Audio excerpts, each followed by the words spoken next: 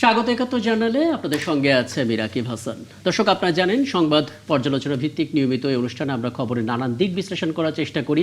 পত্রপত্রিকা, television, digital media তো অবশ্যই, একই সঙ্গে নিউজ পোর্টালে যে সমস্ত খবর হয় আমরা চেষ্টা করি একে একে শিরোনামগুলো জানিয়ে দেয়া এবং ওই খবরের সঙ্গে যুক্ত মানুষদেরকে আমরা সংযুক্ত করার চেষ্টা করি আমাদের আলোচনার টেবিলে।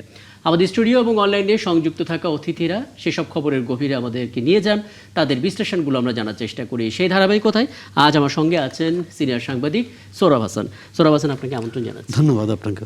এবং আমরা আসলে আজকের এই জার্নালের প্রায় বেশিরভাগ জুড়েই চেষ্টা করব ইরান ইসরায়েল ইস্যুটা নিয়ে যতভাবে আলাপ করা যায়, এবং শেষ অংশে আমরা এটাও জানার চেষ্টা করব, কারণ ইতিমধ্যে একটা খবর মন্ত্রীর পক্ষ থেকে এসেছে, তিনি জানিয়েছেন যে মাসখানেক মতো আমরা আমাদের যে জ্বালানি আছে সেই জ্বালানি দিয়ে স্বতঃস্ফূর্তভাবে চলতে পারবো। যদি যুদ্ধ লং টাইম থাকে তো সেক্ষেত্রে আমাদের সংকট পড়বে। এখনই কিছু জায়গা থেকে আসলে রেশনিংয়ের কথাও তিনি বলছেন, সচেতনতার কথা বলছেন, আমরা সেগুলো নিয়ে আলাপ করার চেষ্টা করব। এবং বলে রাখা দর্শক, আমাদের আয়োজনে বিভিন্ন পর্যায়ে ধাপে ধাপে অতিথিরা যুক্ত হবেন, আমরা তাদেরও গুরুত্বপূর্ণ পরামর্শ, পর্যবেক্ষণ, বিশ্লেষণগুলো জানার চেষ্টা করব। মাহফুজুর রহমান দেখতে পাচ্ছি, এবং দেখতে পাচ্ছি ইরান বিষয়ক গবেষক সিরাজুল ইসলাম, তাকেও দুদিন আগেও তিনি আমাদের সঙ্গে স্টুডিওতে ছিলেন। খুব গুরুত্বপূর্ণ কিছু পর্যবেক্ষণ, বিশ্লেষণ জানছিলাম। সবাইকে কৃতজ্ঞতা আমাকে সময়টা দেওয়ার জন্য। এবং সোহরাব হাসান, আপনি কি আলাপটা শুরু করতে চাই? অনেকগুলো বিষয় নিয়ে আমরা কথা বলছিলাম তো, কিন্তু এখন সব ছাপিয়ে একটা প্রশ্ন সবাই চিন্তা করছেন যে কে হতে যাচ্ছে ইরানের সুপ্রিম লিডার। আমরা মুস্তফা খামেনির কথা শুনতে পাচ্ছি, আয়াতুল্লাহ আরাফির কথা শুনতে পাচ্ছি, সাইদ হাসান খোমেনির কথা শুনতে পাচ্ছি। এই যে নামগুলো শোনা যাচ্ছে, আপনার মনে হচ্ছে কি না এই বিভিন্ন নামগুলো ইন্টারন্যাশনালি ছড়িয়ে দিয়ে আসলে পশ্চিমাদের একটু বিভ্রান্ত করতে যাচ্ছে, আলাদা করে যেন টার্গেট করতে না পারে? কারণ বলে তো দেওয়া হয়েছে যেই দায়িত্ব নেবে তাকেই আসলে খুন করবে যুক্তরাষ্ট্র। মানে আপনার ধন্যবাদ। সহ আলোচকদের শুভেচ্ছা। ট্রাম্প যে যুদ্ধ চাপিয়ে দিয়েছে, অন্যায্য অন্যায় যুদ্ধ একটি জনগোষ্ঠীর উপর, এটি না যে আয়াতুল্লাহ খামেনিকে হত্যা করার পর যুদ্ধ থামিয়ে দিয়েছে।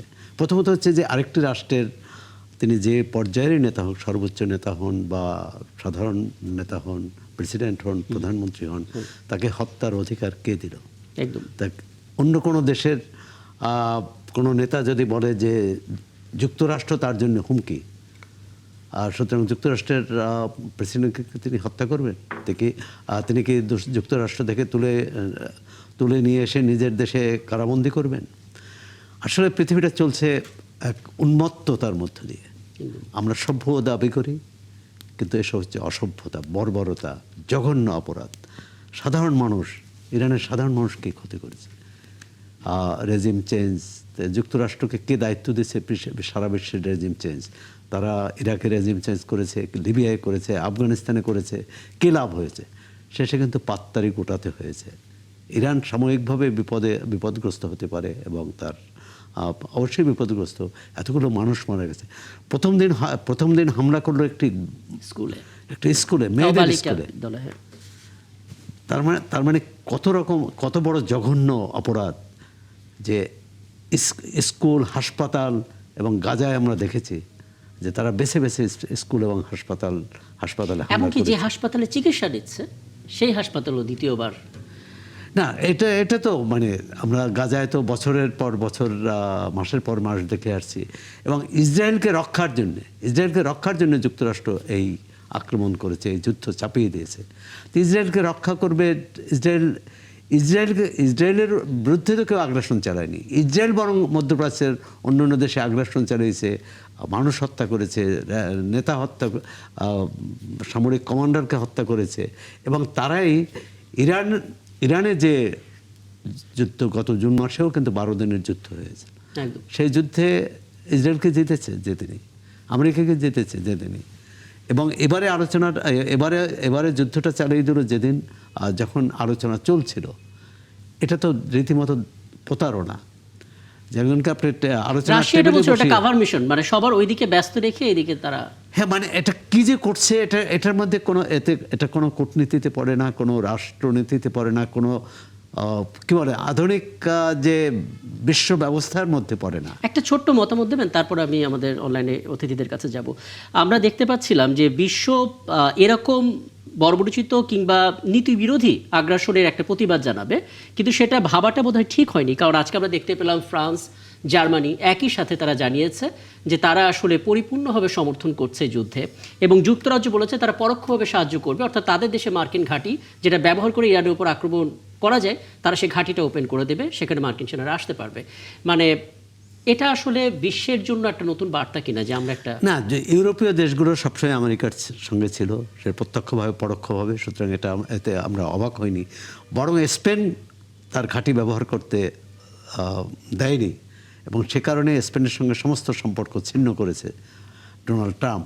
তাই এটি বা এই ঝুঁকি হয়তো অন্য দেশগুলো নেয়নি, আর তাদের সাথে কথা বলে যে আক্রমণ করেছে ইরান যুক্তরাষ্ট্র তা নয়।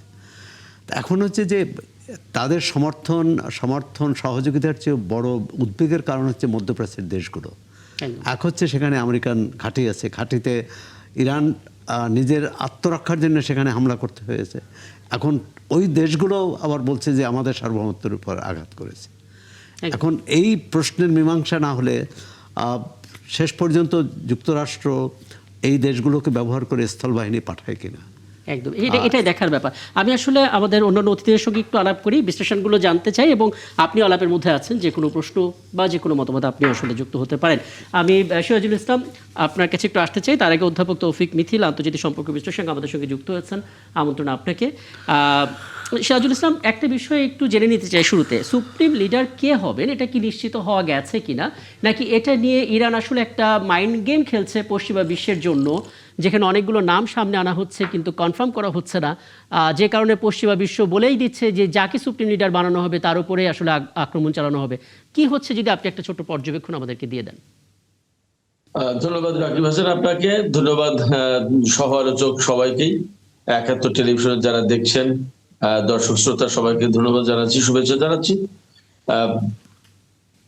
সুপ্রিম লিডারকে হত্যার পর নতুন করে সুপ্রিম লিডার নিয়োগের ব্যাপারে ইরান সাংবিধানিক প্রক্রিয়া অনুসরণ করবে, এবং সেই প্রক্রিয়ার অংশ হিসেবে একজনকে মনোনীত করা হবে।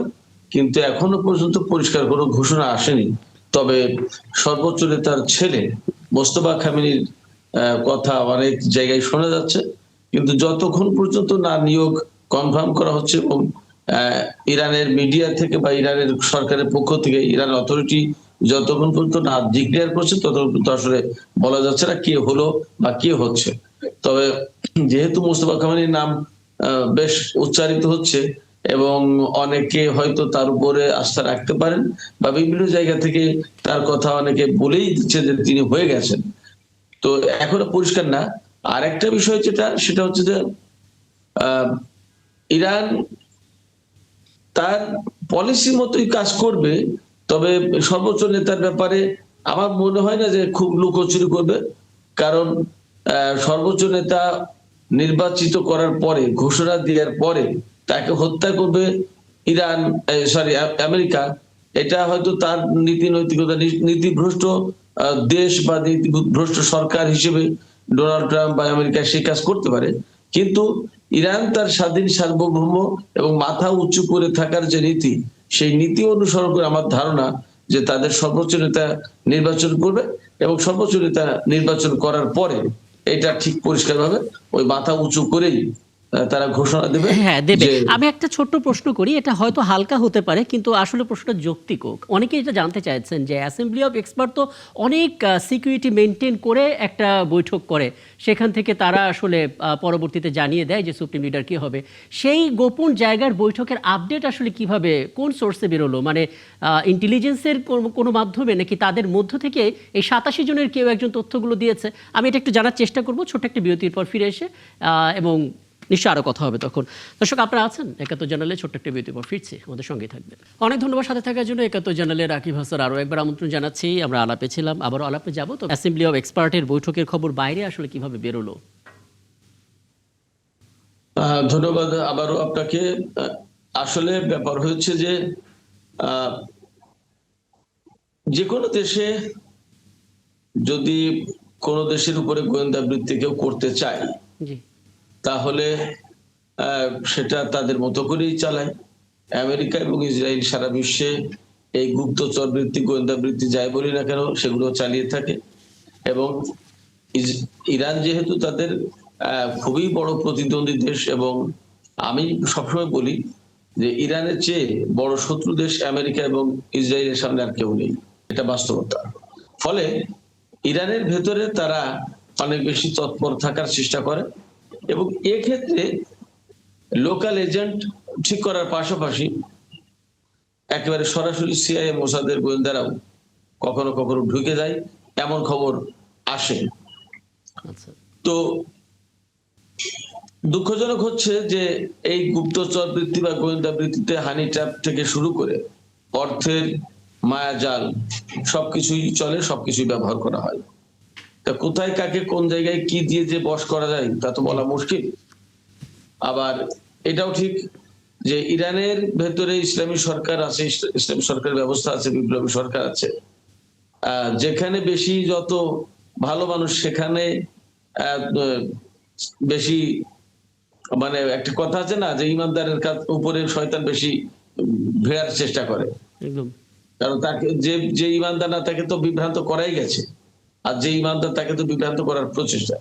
তো যেহেতু ইরান একটা শক্তভাবে ইরান এই আমেরিকা এবং ইসরায়েলের বিরুদ্ধে দাঁড়ানো দেশ, জি, সেই ক্ষেত্রে এদের ভেতরে আমেরিকা ইসরায়েলের গোয়েন্দা বৃত্তি, গুপ্তচর বৃত্তির তৎপরতাটা অনেক বেশি।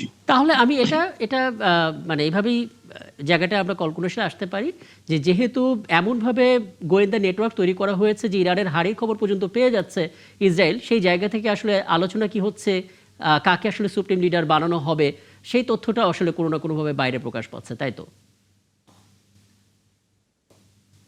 আপনি আর একবার বলবেন একটু?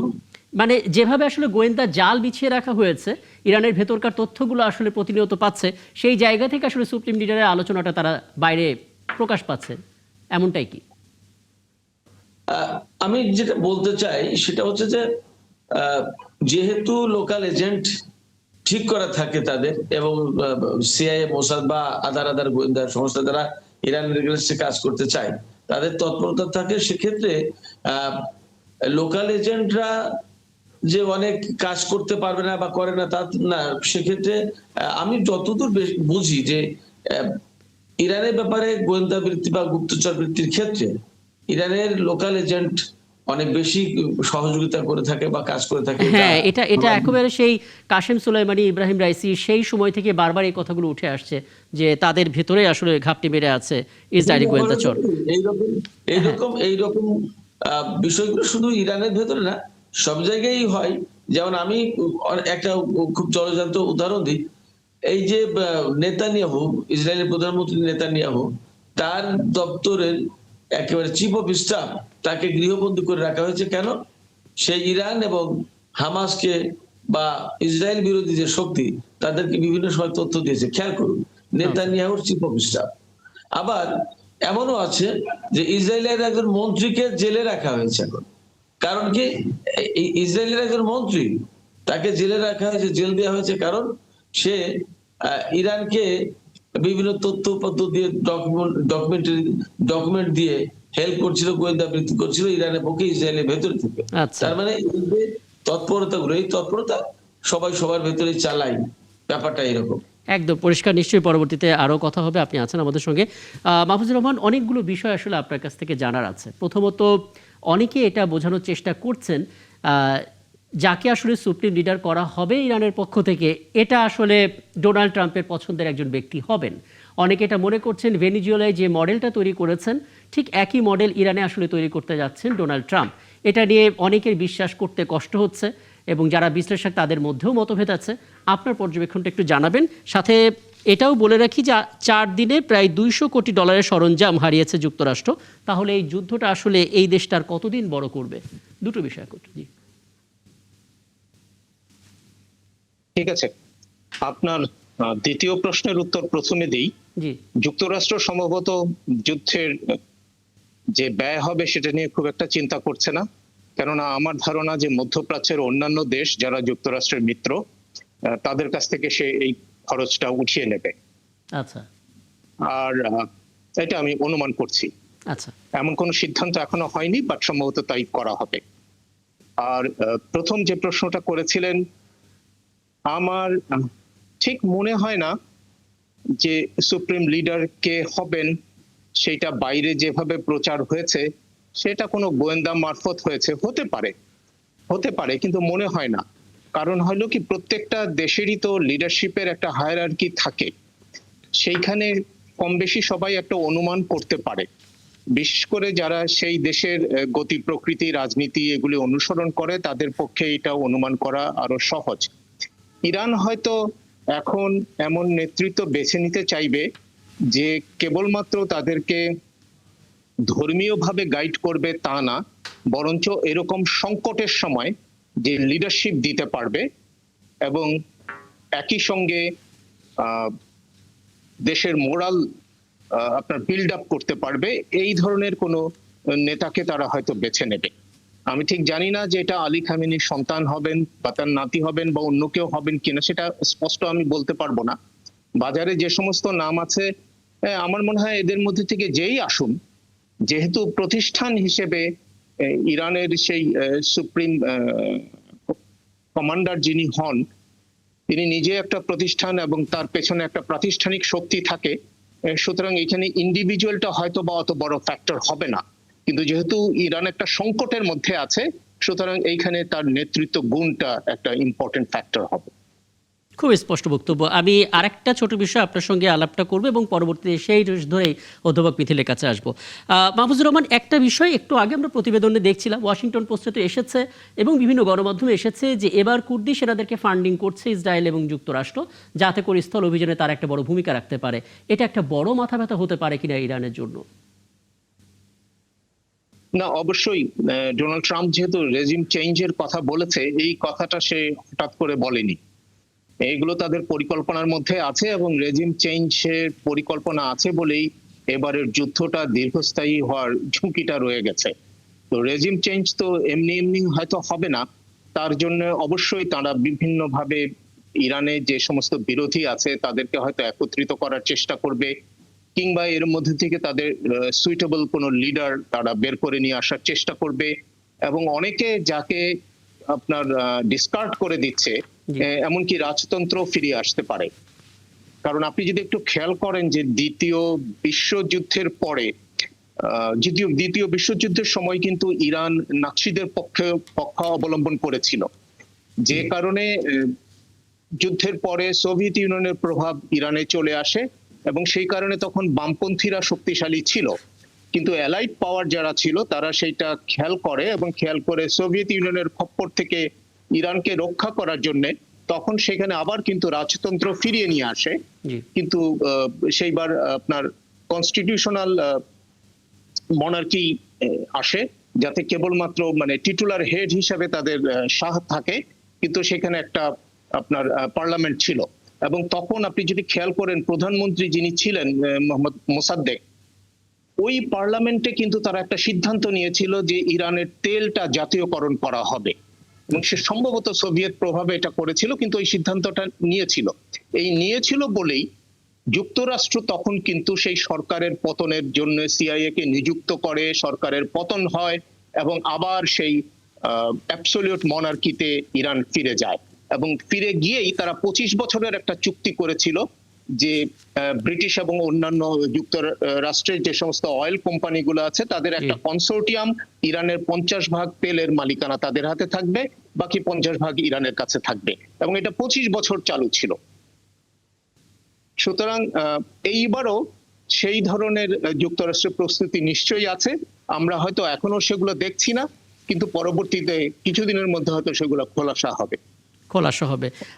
আমি একটু অধ্যাপক তৌফিকুল ইসলাম মিথিলের কাছে যেতে চাই, এবং সোহরাব হোসেন, আপনি নিশ্চয়ই আলাপের মধ্যে আছেন, যে কোনো বিষয় আপনি জানতে চাইতেই পারেন। অধ্যাপক মিথিল, প্রথমত একই বিষয়টা একটু আপনার কাছে জানতে চাই। এরকম যারা আসলে সরাসরি রাষ্ট্রযন্ত্রের সঙ্গে জড়িত না, বিচ্ছিন্নতাবাদী সংগঠন হিসেবে নানা রকমের নাম শোনা যায়, রাষ্ট্রের অনেক বড় নেতা, বিশ্ব নেতারা তাদেরকে ফান্ডিং করেন প্রতিপক্ষের উপর আঘাত হানার ক্ষেত্রে। এবার আমরা কুর্দির কথা একেবারে স্পষ্ট করে জানতে পারলাম। শিরোনামে আমরা দেখেছি যে কুর্দি সেনাদেরকে আসলে মোটামুটিভাবে স্থল অভিযানের জন্য যা যা করা দরকার সমস্ত লজিস্টিক সাপোর্ট আসলে ইসরায়েল এবং যুক্তরাষ্ট্র দেবে। এটা আসলে যুদ্ধকে কোন দিকে মোড় করবে একটু জানাবেন। পাশাপাশি ঠিক এই মুহূর্তে রেজিম চেঞ্জ করা নিয়ে যেই বয়ানটা আসলে ডোনাল্ড ট্রাম্প করছেন, খোদ ইরানের জনগণ আসলে কতটা চায় এই রেজিমটা বদলা, কতটা আসলে তাদের দিক থেকে ডোনাল্ড ট্রাম্পের এই কর্মযোগের প্রতি সমর্থন আছে, যদিও নাশকতার প্রতি কারো সমর্থন নেই। তবে আয়াতুল্লাহ খামেনির যে রেজিম সেটা বদলাক, ইরানের জনগণ আসলে কতটা চায়? জি, ধন্যবাদ আপনাকে এবং ধন্যবাদ ৭১ টিভিকে এরকম সমসাময়িক একটা বিষয় নিয়ে আলোচনার আয়োজনের জন্য। প্রথমত আমি যেটা বলতে চাই, এটা কোনো দেশের দায়িত্ব এবং কর্তব্যের মধ্যে পড়ে না অন্য দেশের রেজিম চেঞ্জ করার। যেখানে বিশ্ব মোড়লের কাউকে দায়িত্ব দেওয়া হয়নি যে আপনি বা আপনার দেশ অন্য দেশের রেজিম চেঞ্জ করবেন, যেটা করেছে ভেনেজুয়েলাতে, যেটা করেছে ইরাকে, যেটা হয়েছে আফগানিস্তানে, যেটা হয়েছে আমরা সবাই জানি লিবিয়াতে। আমার প্রশ্ন হচ্ছে, কোন দেশের রেজিম, কোন দেশের নেতৃত্ব কি হবে সেটা নির্ধারণ করবে সেই দেশের জনগণ। আমার কাছে মনে হয় আমরা আনসিভিলাইজড ওয়ার্ল্ডে চলে গেলাম, যেখানে আমরা দেখেছি অন্ধকার যুগে জোর যার মল্ল তার জি। ব্যাপারটা কিন্তু এমন দেখা যাচ্ছে। সিভিলাইজড ওয়ার্ল্ডে 21st সেঞ্চুরিতে কেউ কারো দেশে ঢুকে রেজিম চেঞ্জের নামে এই পবিত্র রমজান মাসে শত শত স্কুলগামী বাচ্চাদের হত্যা করে রেজিম চেঞ্জের যে কথা বলে, তার মুখে আর যাই হোক মানবতার কথা শোভা পায় না, তার মুখে আর যাই হোক গণতন্ত্রের কথা শোভা পায় না। গণতন্ত্রের কথা একদিকে আমরা বলছি, আমরা মানবতার কথা বলছি, আবার মানবতা বিপন্ন করছি, আবার সেখানে গণতন্ত্র ইন্ট্রোডিউস না করে রাজতন্ত্রকে আমরা প্যাট্রোনাইজ করছি। আসলে সত্যিকার অর্থে যেটা আমি বলবো, যে আব্রাহাম লিঙ্কনের সেই ইউনাইটেড স্টেটস, যে মাদার অফ ডেমোক্রেসি যাকে বলা হয়, ওনাদের কাছে যদি এই আচরণগুলো আমরা দেখি, আমরা সত্যি হতবাক, বিস্মিত হই। আমাদের আসলে তখন মানে গণতন্ত্র নিয়ে যুক্তরাষ্ট্রের definition- অবস্থান নিয়ে আসলে নতুন করে বলার কিছু নাই, কিন্তু দিন শেষে মেনে নিতেই হচ্ছে, কারণ তারা আসলে এই ভূখণ্ডের সবচেয়ে ক্ষমতাধর একটি দেশ। কিন্তু আমি যেটা জানতে চাই আপনার অবজারভেশন থেকে, যে কুর্দি বলে যে সেনারা এখন ফিল্ডে নামার জন্য প্রস্তুতি নিচ্ছেন, তারা আসলে যুদ্ধের মোড়টা কোন দিকে ঘোরাবেন? আসলে সত্যিকার অর্থে দেখেন, আমি কেন আপনার ওই কথাতে না যে ওটা কেন বললাম, একটাই কারণ। আপনি দেখেন, হামাস বা হিজবুল্লাহকে যখন এরা সাপোর্ট করে, তখন কিন্তু বলা হয় সন্ত্রাসী সংগঠনকে সাপোর্ট করছে। একদম। আসলে ইসরায়েল এবং আমেরিকা কেন সেটাকে করছে? তাহলে তো সবরীতি কাজ করছে। ওরা যেটাকে বলছে এটা সন্ত্রাসী কর্মকাণ্ড, ইরান যেটা করছে, ইরানকে ব্লেম গেম করেছে এতদিন, আজকে ওনারা নিজেই করছে।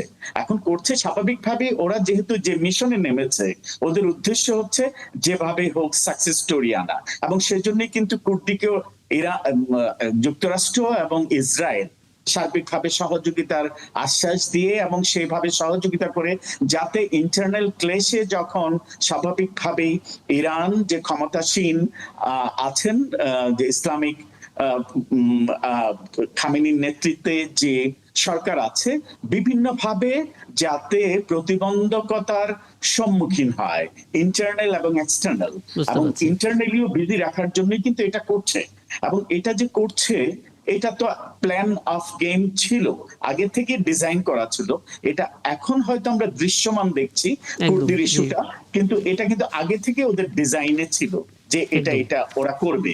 কারণ ওরা যখন দেখছে কোনোভাবে নাজেহাল না, কোনোভাবেই পর্যদস্ত করতে পারছে না জি। ইরানকে বাইরে থেকে, তার পাশাপাশি ওরা তখন ইন্টারনাল কনফ্লিক্টের জন্যই কুর্দিকে সহযোগিতা করছে একদম বলে আমি মনে পরিষ্কার। করি। অধ্যাপক মেথির, আপনি কি মনে করেন যে কুর্দিরা যদি এই যুদ্ধে অংশ নিয়ে থাকে, বা তারা তো আগে থেকেই বিদ্রোহ করে আসছিলেন, জি। ইরানে একটা গৃহযুদ্ধ অবস্থা তৈরি হতে পারে কিনা? এটা যথার্থই বলেছেন। দেশে যখন বিচ্ছিন্নতাবাদী গ্রুপগুলো এই যুদ্ধকালীন অবস্থায়, ইরান নিজেই এখন দুটো দেশের সাথে, আমি বলবো না শুধু যুক্তরাষ্ট্র এবং ইসরায়েল, যুক্তরাষ্ট্র এবং ইসরায়েলের অ্যালায়েন্সও কিন্তু সার্বিক সহযোগিতা করছে। ইরান এককভাবে সেই যুদ্ধ করছে, তার মাঝে ইন্টারনাল যে কুর্দি বাহিনী আছে সেটার সাথে আবার যখন যুদ্ধে নামা, তার মানে হচ্ছে গৃহযুদ্ধের আশঙ্কা এখানে বেরিয়ে যাচ্ছে। আমার কাছে মনে হয় গৃহযুদ্ধের দিকেই যেতে পারে। এবং একইভাবে আমরা একই চিত্র কিন্তু দেখেছি, সেটা আপনি যদি দেখেন সিরিয়াতে যেটা করেছে, সিরিয়াতেও কিন্তু ইন্টারনাল কনফ্লিক্ট বাড়িয়ে দেওয়ার জন্য বিদ্রোহী গ্রুপদের কিন্তু যুক্তরাষ্ট্র এবং ইসরায়েল সহযোগিতা করেছে। এবং আমরা দেখেছি এই ইন্টারনাল ক্ল্যাশ এখনো সিরিয়া এবং ইরাকে অব্যাহত রয়েছে। একইভাবে একই কাজটা ওরা করতে চাচ্ছে এখন ইরানে। খুব স্পষ্ট বক্তব্য। এখানে সিরাজুল ইসলাম কিছু যুক্ত করবেন কিনা, কারণ বিরতিতে যাওয়ার আগে আপনার কাছ থেকে আসলে কুর্দি ইস্যুতে ছোট্ট একটা অবজারভেশন নিতে চাই, কারণ ইরান দেশটিতে দীর্ঘ সময় আপনি ছিলেন এবং আপনার কাছে এই পরিবেশটা খুব ভালো মতো আপনি জানেন, সেই জায়গা থেকে একটু বলবেন। জি সিরাজুল ইসলাম, শুনতে পাচ্ছেন আমাকে? যে একটু একটু জোরে বলবেন, আমি শুনতে পারি না। ইরানের আচ্ছা। জনজীবনটা একটু জিজ্ঞেস হ্যাঁ করেন। হ্যাঁ ইরানের জনজীবন, হ্যাঁ, ইরানের জনজীবন। সাধারণ আপনি চাইলে মানুষের কি আপনি চাইলে বলতে পারেন সিরাজুল ইসলামকে।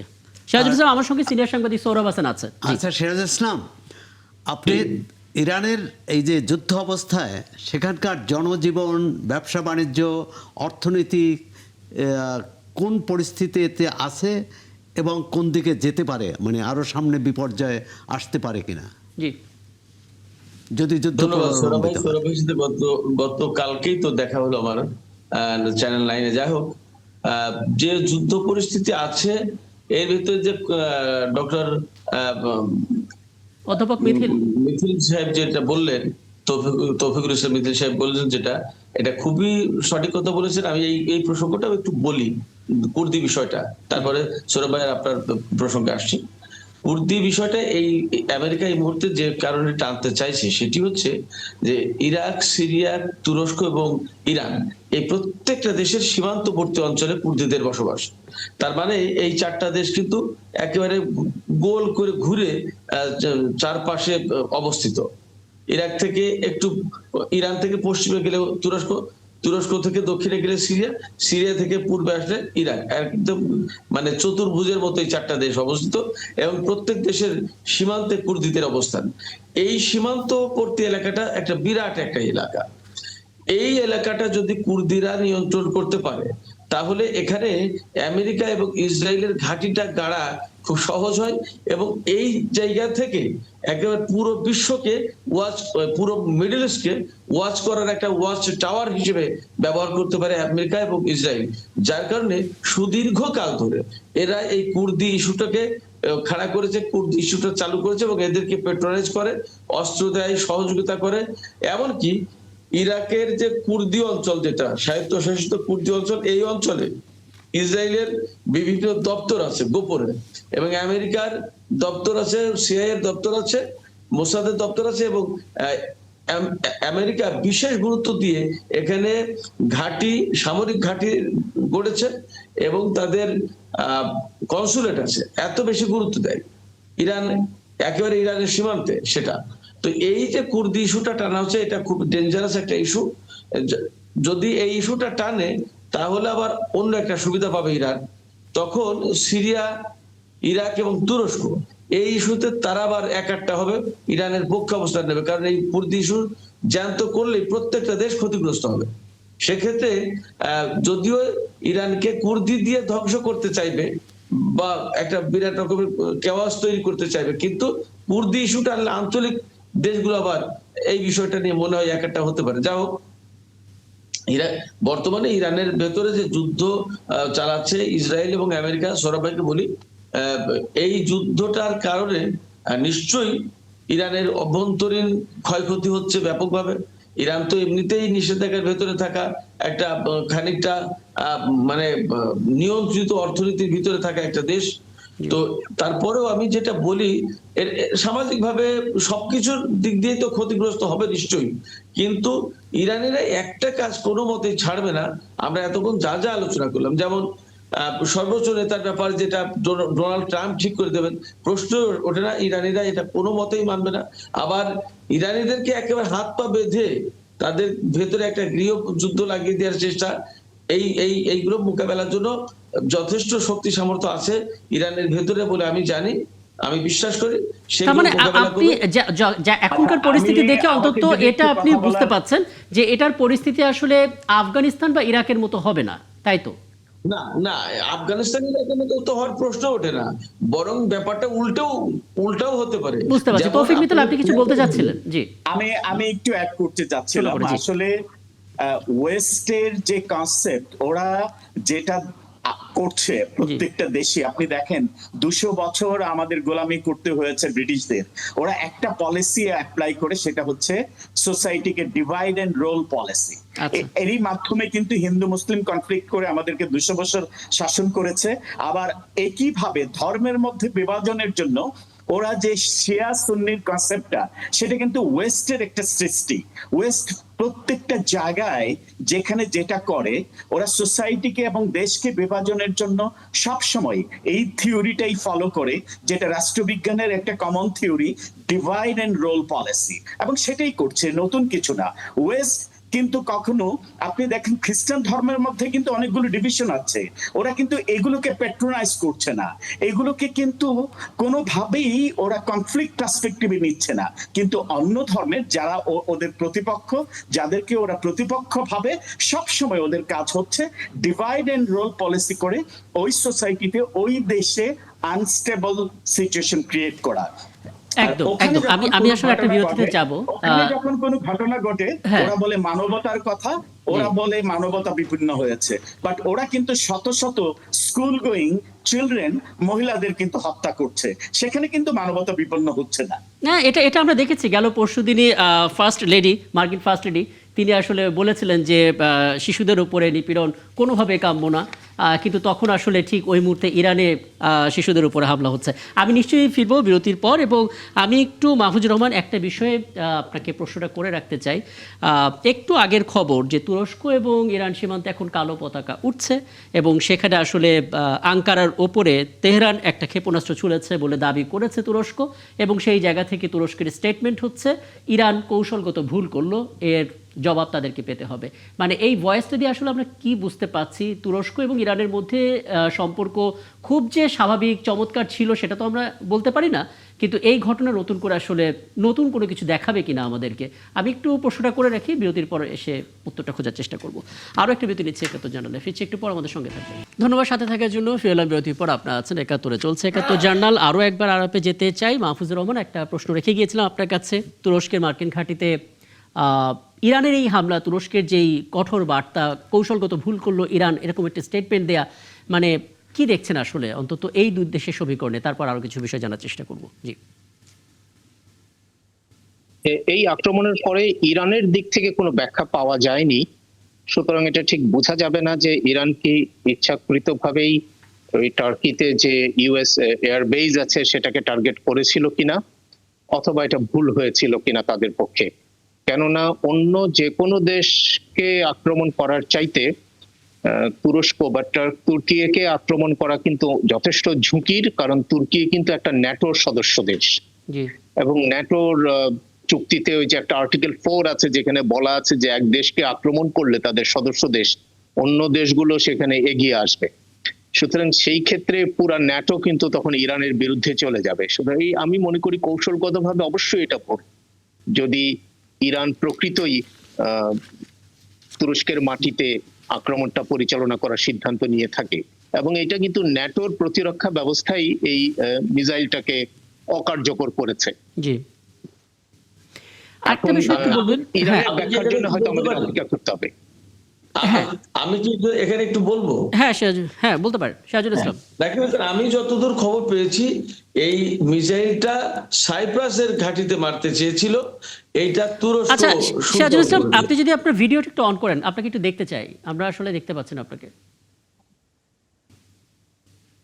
আচ্ছা, হ্যাঁ, এবার তো হ্যাঁ নিশ্চয়ই হ্যাঁ ঠিক পাচ্ছি, আছে। জি বলুন। আচ্ছা, আমি যেটা বলতে চাচ্ছিলাম সেটা হচ্ছে যে ইরানের পক্ষ থেকে বলা হয়েছে যে তারা এই মিসাইলটা কোনো মতেই তুর্কির উপরে মারেনি, বা তুর্কির উপরে মারার কোনো ইচ্ছা তাদের ছিল না, মারেনি।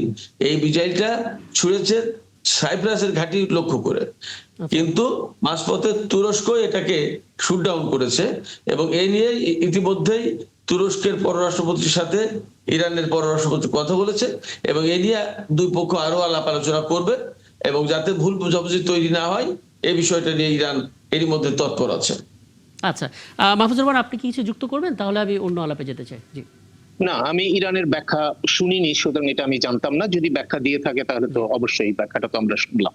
আচ্ছা, আমি আরেকটি ইস্যুর কথা বলতে চাই এবং শুরুটা করতে চাই সোহরাব হোসেন আপনাকে দিয়ে। আমরা দেখতে পাচ্ছি এই ইরান ইসরায়েল যুক্তরাষ্ট্র ত্রিমুখী যে সংঘর্ষটা চলছে, যুদ্ধটা চলছে, সবচাইতে বড় ধরনের বিতর্কিত বক্তব্যগুলো, অবস্থানগুলো আমরা দেখতে পাচ্ছি পশ্চিমা গণমাধ্যমগুলোর। আমরা এক একটা গণমাধ্যমের একটা ন্যারেটিভ দেখতে পাচ্ছি এবং যখন আসলে আমরা সিএনএনের খবর দেখছি তখন বোঝা যাচ্ছে যে ইরান দখল করা বা শেষ করা কেবল সময়ের ব্যাপার। আল জাজিরাতে আমরা উল্টো আবার তথ্য পাচ্ছি, সেখানে গিয়ে আমরা দেখতে পাচ্ছি 200 কোটি মার্কিন ডলার খরচ হয়েছে 4 দিনে এবং যুক্তরাষ্ট্র আসলে একটা মিত্র দেশগুলোর কাছ থেকে সলিউশন চাচ্ছে, সমাধান চাচ্ছে, আর্থিকভাবে সমর্থনও চাচ্ছে। মানে কোনটা আমরা বিশ্বাস করব? না, প্রথমত হচ্ছে পশ্চিমা যে ন্যারেটিভ বয়ান, সেটি শুধু এই ইরান যুদ্ধে নয়, এর আগে ইরাক যুদ্ধে, লিবিয়ায়, আফগান যুদ্ধে সবসময় কিন্তু তারা এই বয়ানটা চালিয়ে আসছে। এমনকি ইসরায়েল যখন গাজার গণহত্যা চালাচ্ছিল সেখানেও তার পক্ষে যুক্তি দেওয়ার চেষ্টা করেছে যে ইসরায়েল আত্মরক্ষার জন্যই তার উপর, যেহেতু হামাস হামলা করেছে, হামাস যুদ্ধবন্দী করেছে ইসরায়েলের সেনাদের, এ কারণে হামলাটা। এখন পশ্চিমা আমাদের তো যেটা আপনি বলছেন আল জাজিরা, এর বাইরে আমাদের তো কোনো এই পূর্বে পশ্চিমের বাইরের প্রাচ্যের এরকম কোনো শক্তিশালী মাধ্যম নেই। এমনকি জাপান, চীন, ভারত, এসব বড় দেশগুলোর যে সব মাধ্যম তারাও এই বিষয়টি, ইরান যুদ্ধের বিষয়টি খুব গুরুত্ব দিয়েছে বলে মনে হয় না। সুতরাং আমাদের এখন বিশ্লেষণ সবশেষ বিরতির পর আবারও ফিল্লাম ৭১ জানালে এ পর্যায়ে আমরা আবারও আলাপে যাব। তবে তার আগে সকালে যে পত্রিকাগুলো আপনারা হাতে পাবেন তার একটা শিরোনামগুলো একটু দেখে নিতে চাই দর্শক। দৈনিক যুগান্তর সকালে এই ছবিটা আপনারা দেখবেন, যুক্তরাষ্ট্র ইসরায়েলের বিমান হামলায় ধ্বংস হয়ে যাওয়া তেহরানের একটা পুলিশ স্টেশন, যেখানে হতাহতের জন্য দোয়া করছেন ইরানের ইসলামিক রেভলিউশনারি গার্ড কোরের সদস্যরা। আমরা আমাদের প্রতিবেদনও এটা দেখিয়েছি। জ্বালানি সংকট, ডিজেল বিক্রিতে রেশনিং।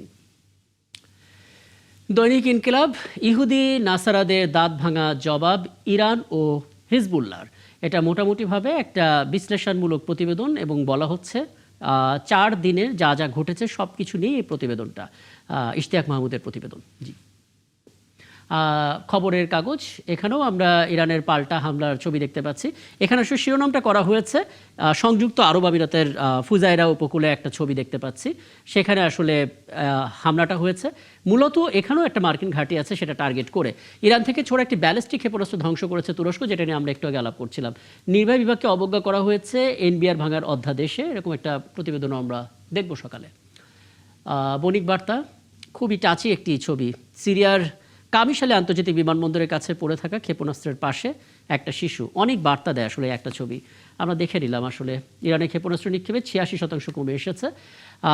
এটা নিচেটা দেখতে পেলে ভালো হতো, কিন্তু বোঝাই যাচ্ছে আসলে ট্রাম্প যেভাবে আসলে রেজিম চেঞ্জ করার পরিকল্পনাটা করেছে, সেই পরিকল্পনাটা নিয়ে আলাদা করে একটা প্রতিবেদন এখানে। ডেইলি টাইমের প্রতিবেদন সকালে আপনারা দেখবেন।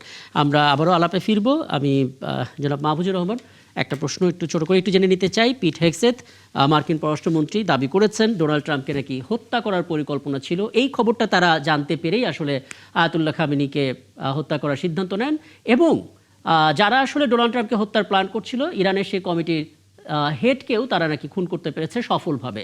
বেশ গর্বের সাথে তারা বলছিলেন পেন্টাগনের সংবাদ সম্মেলনে। আপনি নিজে কতটা আসলে এই বক্তব্যে কনভিন্স? আসলে আপনারা যেরকম বলছিলেন যে যখন তথ্য থাকে না তখন বিবেচনা বোধ এবং প্রজ্ঞার উপর নির্ভর করে বুঝে নিতে হয় যে সংবাদটা বা তথ্যটা কিরকম। এক্ষেত্রেও মানে ইরানের কিন্তু এ ধরনের খুব একটা ইতিহাস নেই যে তারা কোনো একটা দেশের রাষ্ট্রপ্রধানকে এইভাবে গোপনে হত্যা করবে, কোনো গোপন মিশন চালিয়ে। সুতরাং সেই দিক থেকে এটা অতটা বিশ্বাসযোগ্য না এবং ইরান তো ইতিমধ্যে এই ধরনের মন্তব্যকে তারা উড়িয়ে দিয়েছে, বলেছে যে না, এই ধরনের কোনো পরিকল্পনার সঙ্গে তারা জড়িত ছিল না। সুতরাং সেই সমস্ত বিবেচনা করলে আমার মনে হয় না। আর দ্বিতীয় আর একটা কারণেও মনে হয় না, ধরেন কোনো কারণে যদি ঘটনাটা ঘটতো তাহলে কি যুক্তরাষ্ট্র এই ইরানের যে আক্রমণ করেছে সেই আক্রমণ থেকে পিছিয়ে অন্য কোথাও চলে যেত? তা তো করতো না। ইসরায়েলকে যেভাবে মদদ দিয়ে যাচ্ছে, মদদ দিত, ইসরায়েলের সঙ্গে ইরানের যে কনফ্লিক্ট সেটা কন্টিনিউ করত এবং তাদের মধ্যে যে যুদ্ধাবস্থা আছে সেটাও আজকে না হলেও কালকে পরশু কোনো না কোনো ভাবে ফিরে আসতোই। সুতরাং আমার মনে হয় না যে সেটা কোন রকম সমাধানের জন্য ইরান ওই পথে হাঁটবে। আচ্ছা, আর 1 মিনিটের মধ্যে একটা ছোট্ট সাজেশন আপনি দেবেন। অনেক দেশ মধ্যপ্রাচ্যে তাদের যারা আসলে ট্যুরে গিয়েছিলেন পর্যটক হিসেবে তাদেরকে নিজ দেশে ফিরিয়ে আনার নানা উদ্যোগ নিচ্ছে। আপনি রাষ্ট্রদূত হিসেবে দীর্ঘদিন কাজ করেছেন, কোনো সাজেশন কি দেবেন আমরা আসলে কি করতে পারি? আমাদের যারা আছেন মধ্যপ্রাচ্যের কোনো দেশগুলোতে, যে কাজেই যাক না কেন, দেশে তো আনতে হবে। আমাদের একটা বড় অংশ মনে হয় আছেন যারা ওই কোনোভাবে ওমরা হজ টজ করতে গিয়েছিলেন, জি, তো সেটা হয়তো বা একটা প্রায়োরিটি হতে পারে তাদেরকে ফিরিয়ে আনার। অনেকে দুবাইয়ে যান, সেখানে কিছু সময় থাকেন, ওখানে কেনাকাটাও করেন, ব্যবসা বাণিজ্য করেন। তো তারাও যদি ফিরে আসতে চান, এবং তাদের তো ফিরে আসা প্রয়োজন আছে, কারণ তারা দীর্ঘ মেয়াদের জন্য যান না, অল্প মেয়াদের জন্য যান। তাদেরকেও যদি রাষ্ট্র ফিরিয়ে আনতে পারে সেটা একটা প্রশংসার কাজ হবে। এবং একই সঙ্গে প্রবাসী বাংলাদেশি যারা আছেন তাদের কেউ কেউ যদি কোনো কারণে মনে করেন যে তারা ঝুঁকির মধ্যে আছেন এবং এই মুহূর্তে তারা দেশে ফেরত আসতে চান, আমাদের তাদের প্রতিও সহায়তার হাত যতটুকু সম্ভব বাড়িয়ে দেওয়া উচিত।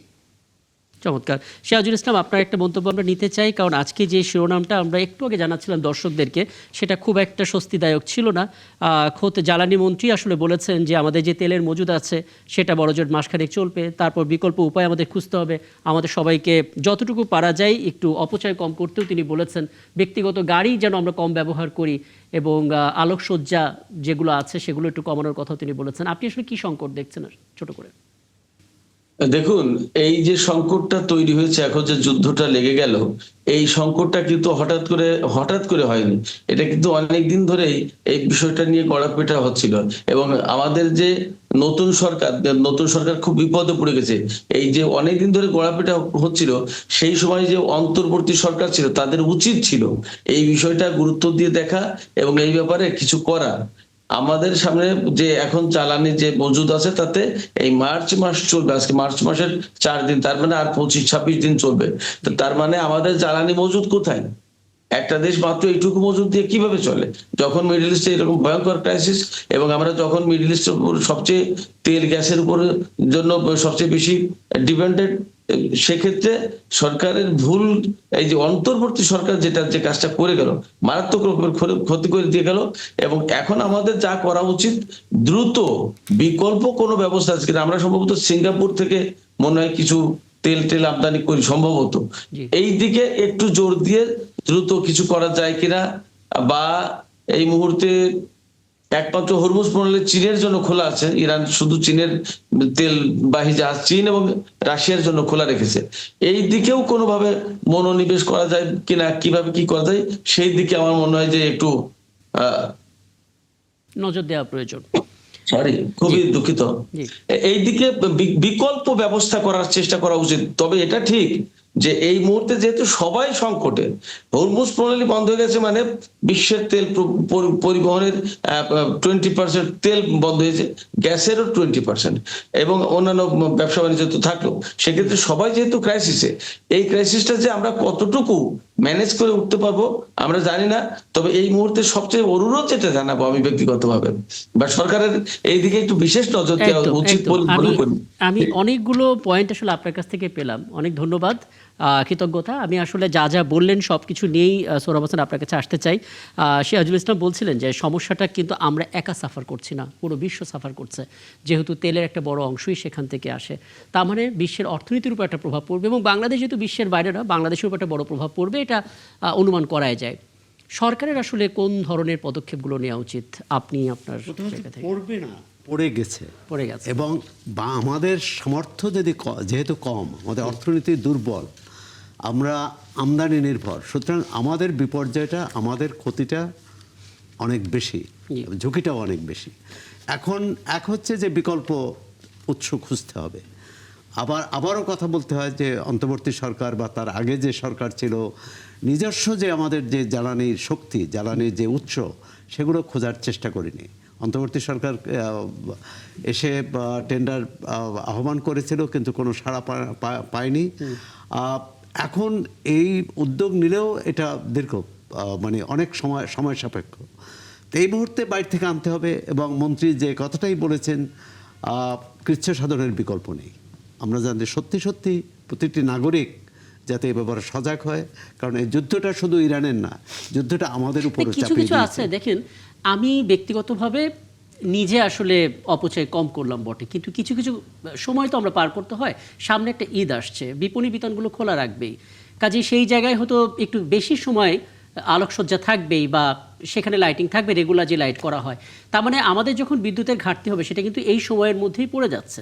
না, এই সময় পড়ে যাচ্ছে, মানে বিপণী বিতরণগুলোতে বিদ্যুৎ থাকবে, লাইট জ্বলবে, কিন্তু মানে সেটার মাত্রা থাকতে হবে। আমরা তো অনেক জায়গায় দেখি যে রাস্তায় বা অন্য অন্য অনেক ভবনে মানে অপ্রয়োজনীয়ভাবে আলো জ্বালানো হয়, বিদ্যুৎ ব্যবহার করা হয়। দ্বিতীয় হচ্ছে যে আমাদের কি আছে, এটা সরকারের একটা হিসাবটা নেওয়া উচিত। বলে দিলেন যে এ মাস চলবে, এটা এক ধরনের কিন্তু আতঙ্কও তৈরি করেছে। তার এর বিকল্প কোথায় কোথায় তারা তারা বিকল্প কোথায় উৎস খুঁজছে, কোত্থেকে আনা যেতে পারে। এমনকি আমাদের এখানে ভারত প্রতিবেশী, ভারত থেকে তো আমরা বিদ্যুৎ কিনিও, আর সেখানে ভারতের সাথে নতুন সরকারের তো সম্পর্ক ভালো হবে বলে দুই দেশই আশাবাদ ব্যক্ত করেছে। এটি একটি। চীন এ ব্যাপারে আমাদের সহায়তা করতে পারে কিনা, রাশিয়া সহায়তা করতে পারে, কিন্তু সেখানে আবার তার উপর নিষেধাজ্ঞা আছে ইউক্রেন যুদ্ধের কারণে। তো সবটা এক ধরনের ডোনাল্ড ট্রাম্প মানে পুরো বিশ্বকে একটা বিপর্যয়ের মধ্যে দিয়ে ঠেলে দিয়েছে। তো যেসব দেশের, বাংলাদেশের মতো যেসব দেশের অর্থনীতি দুর্বল, তাদের জন্য বিপদটা আরও গভীর, আরও বেশি। এটি কী কারণে?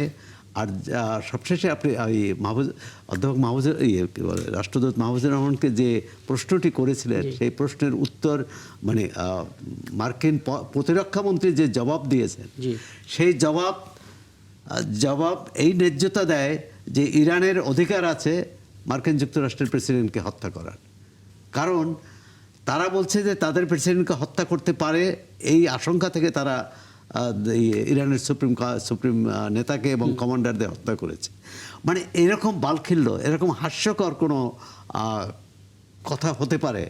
অথবা এই বক্তব্যের মধ্য দিয়ে কিন্তু যুক্তরাষ্ট্র তার অপরাধ বোধটা প্রকাশ করে দিল, যে কাজটি যে ভালো হয়নি এটি কিন্তু অকপটে স্বীকার করলো যে কেন করেছে। আসলে এরকম মানে দৃশ্য আমরা দেখছি, এবং আপনি আসলে আপনার প্রজ্ঞা দিয়ে সেটা বুঝতেও পারছেন, অনেকেই সেটা বুঝবেন, কিন্তু বাস্তবতা হচ্ছে বোঝার পর আসলে আমরা কিছু করতে পারছি না। কারণ যুক্তরাষ্ট্র সেই দেশ যারা আসলে এখন পর্যন্ত আগ্রাসনটাকেই বড় করে গেছে। ৭১ কিন্তু পেরেছি আমরা। হ্যাঁ, সেটাই আমাদের একটা বড় কনফিডেন্সের জায়গা, এবং আপনাদের সবার কাছে কৃতজ্ঞতা আমাকে এই দীর্ঘ সময় দেয়া, এবং নিশ্চয়ই সামনে কোনো আয়োজন আবার কথা হবে। এই ছিল আজকের আয়োজনে ৭১ জার্নালের। আগামীকাল আবারও দেখা হবে নতুন ইস্যুতে। থাকবেন আমাদের সঙ্গে।